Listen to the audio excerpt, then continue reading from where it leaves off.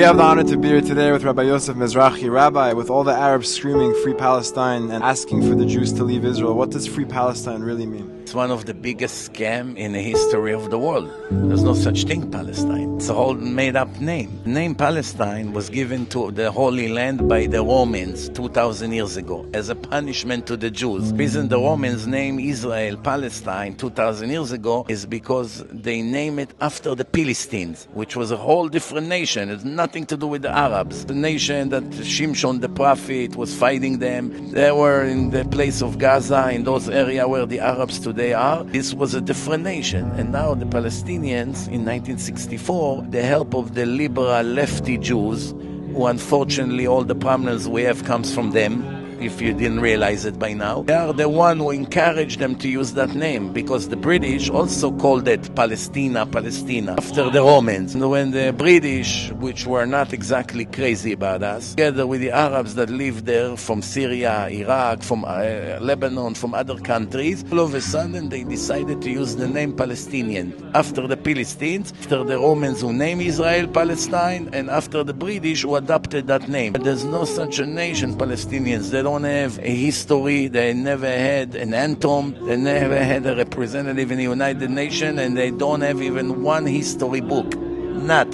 in their entire history. There's nothing. Why? Because there's a bunch of different Arabs from different countries who came to Israel or lived in Israel on and off, and they just all of a sudden became a nation called Palestinians, which according to our sources, among them there are many Amalekim. Amalek, the worst nation in history that God hates so much. It's inside these kind of Arabs that lives, as you can see in Gaza. They're worse than the Nazis, willing to suffer, to be destroyed, to lose their children, to lose their money just to kill one Jew.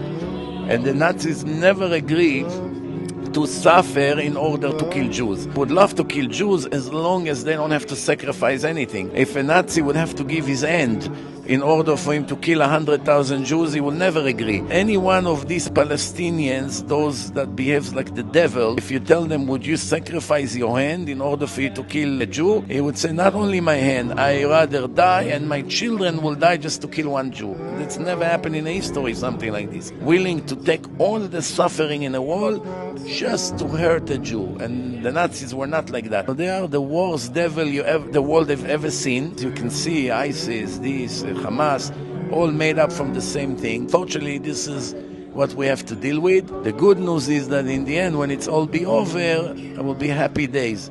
That's what we say, Azimale Sechok Pinu. When the time comes, when Mashiach comes, will be Bet HaMikdash, and Mashiach will get rid of all these evil people and all the other wicked people from other nations. We will finally be free and clear and happy, rejoicing together with Hashem and His Mashiach. And what about when they say that Israel is committing genocide? Israel is not committing any genocide. Israel is responding to a horrible attack against it. It's self-defense. Someone come to kill you and you killed him first. Nobody can come and say that you are the murderer. The murderer is the one who was on the way to kill you. The good luck is that you were able to kill him first. That's simple common sense, and everybody that say that knows it. You know why the whole world is now speaking against Israel? Not because they are pro-Arabs or pro-Palestinian. They suffer from them in every country. All the security measurement, all the suffering, all the checking in the flights, all these delays, all these security problems, it's all because of them. So the Europeans are suffering very much from them. Why all of a sudden there are so much nonsense, all of a sudden propaganda, people supporting them? Only for one reason, because they hate the Jews. It's nothing to do with the Palestinians. When the Arabs kill each other, nobody cared, nobody did anything. When the Russians killing Ukrainians, hundreds of thousands, or when Assad killed 500,000 Arabs in Syria, do you ever see anyone? Demonstrations all over the world, in colleges, on TV, on BBC? No. Why? When Arab kill Arab, it's fine. But when a Jew try to defend his life, killing a terrorist, all of a sudden it's a problem. Don't you see that that's racism 100%? Chazak u'Baruch, no more words.